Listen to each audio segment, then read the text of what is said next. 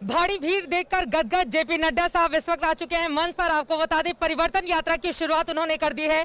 जोशीला भाषण और उसके जरिए ममता बनर्जी को सरकार की कुर्सी से उखाड़ फेंकने की हुंकार। सर, सफल हो पाएगी बीजेपी? बिल्कुल। मैं जो देख रहा हूँ वातावरण, मैं बंगाल कई बार आया हूँ और मैं तब भी आया था जब मुझ पर अटैक हुआ था, उसके बाद भी आया था, 10 दिसंबर को भी आया था, 10 जनवरी को भी आया था।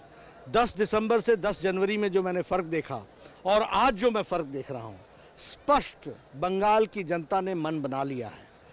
उन्होंने ममता जी को भेजने का तय कर लिया है और कमल को खिलाने का उन्होंने निश्चय कर लिया है।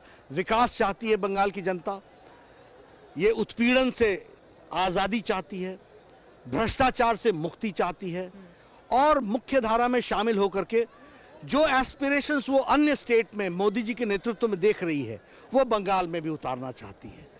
गरीब जनता को जिस तरीके से उन्होंने गरीब रखा है और उनको हमेशा प्रताड़ित रखा है, उससे आज बंगाल अपने आप को निजात पाना चाहता है। लेकिन परिवर्तन रथ यात्रा को इजाजत नहीं मिली थी, उसके बावजूद बीजेपी अपनी रथ यात्रा अब निकाल रही है। ममता बनर्जी की सरकार की ओर से इजाजत क्यों नहीं दी गई, क्या नजर आता है? देखिए, वो प्रजातंत्र का गला घोटना उनका स्वभाव है, उनका कल्चर है, उनका स्टाइल ऑफ फंक्शनिंग है।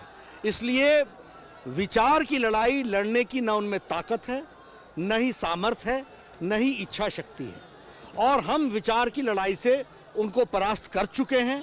बंगाल की जनता साथ जुड़ चुकी है। उन्होंने कभी परमिशन नहीं दी, कोई सी भी रैली की परमिशन नहीं दी है।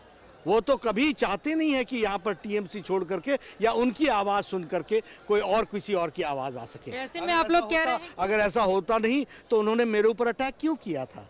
अगर ऐसा होता नहीं तो उन्होंने मेरे नाम के साथ विश्लेषण लगा करके, विशेषण लगा करके बंगाल की संस्कृति को क्यों निरादर किया था? वो इस टेम्परामेंट के नहीं है। उनकी ओर से कहा जा रहा है कि यहाँ पर माहौल बिगाड़ना चाहती है बीजेपी अपनी इस रथ यात्रा के जरिए, और जय श्री राम पर आप लोग लगातार ममता बनर्जी को घेर रहे हैं। इतिहास इस बात का गवाह है कि जब जब तानाशाही और तानाशाही मिजाज को जब जब चैलेंज किया गया है, तो उन्होंने हमेशा इसी तरीके के आर्गुमेंट दिए हैं। गुमराह करने की कोशिश की जा रही है। ब्रिटिशर्स भी यही कहते थे। उसके बाद भी कई सरकारें आई जिन्होंने तानाशाही को आगे बढ़ाया है। उनमें से ममता जी भी एक सरकार हैं। मिसेस गांधी ने भी एक बार इमरजेंसी में यही बातें कही थी। सब धाराशाही हो गए और यह भी इतिहास के पन्नों में इसी तरीके से दर्ज हो जाएगा। सर, लेकिन 2019 लोकसभा चुनाव पीएम चुनने का था, अभी सीएम चुनने का है, तो लोग ये भी पूछ रहे हैं मुख्यमंत्री कौन होगा आपका? ये हम लोग हमेशा तय करते हैं, ये हमारी स्ट्रेटेजी का विषय होता है। कई प्रदेशों में हम नेता डिक्लेयर करते हैं, कई प्रदेशों में हम नहीं करते हैं, लेकिन हमेशा समर्थन भारतीय जनता पार्टी के कमल को मिलता है। रथ यात्रा जारी रहेगी? रथ यात्रा जारी रहेगी। हमारे कार्यकर्ताओं का हौसला आप देखिए, बुलंदी देखिए, वो सब लोग जाएंगे। और मैं फिर बताना चाहता हूं, मैं जमीन से आया हुआ आदमी हूं। जब सही विचार लेकर के लोग आगे बढ़ते हैं तो सब रास्ते खुल जाते हैं, उनको कोई रोक नहीं सकता। चलिए, बहुत शुक्रिया आपका। भारतीय जनता पार्टी के राष्ट्रीय अध्यक्ष जेपी नड्डा साहब को आप सुन रहे थे। उनका ये कहना है कि भारतीय जनता पार्टी पूरे दमखम के साथ चुनावी मैदान में है और ममता बनर्जी को उनके सत्ता से उखाड़ देने के लिए भी पूरी तरह से प्रतिबद्ध। लेकिन नड्डा जी के दावों में कितना है दम, इसके लिए करना होगा पूरा इंतजार। लेकिन भारी भीड़ इस वक्त बीजेपी की इस रथ यात्रा रैली में उमड़ी हुई थी, जिसके जरिए अब कार्यक्रम को आगे बढ़ाने की ये पूरी की पूरी कोशिश